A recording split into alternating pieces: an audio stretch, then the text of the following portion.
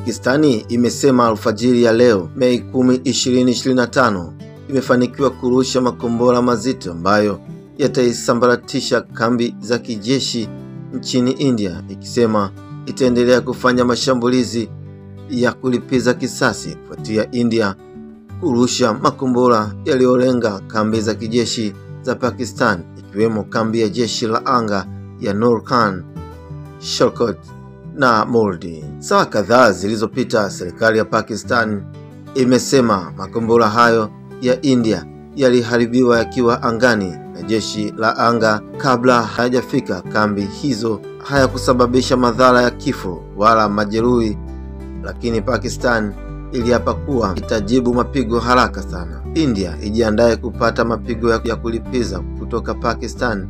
Jeshi la Pakistan limejiandaa kwa ulinzi kuanzia ardhini, angani na kulinda usalama wa taifa kwa ujumla. Kwenye video iliyorekodiwa na jeshi la Pakistan, mwanajeshi mmoja anasikika akisema makombora yamefanikiwa na yameipa India pigo takatifu. Mvutano huu ni sehemu ya mvutano wa muda mrefu ambao umeharimu maisha ya maelfu ya watu, na mzizi wa mvutano huu ulianza zaidi ya miongo 7 nyuma pale India na Pakistan zote zilipoanza madai ya udhibiti wa eneo lote la Kashmir.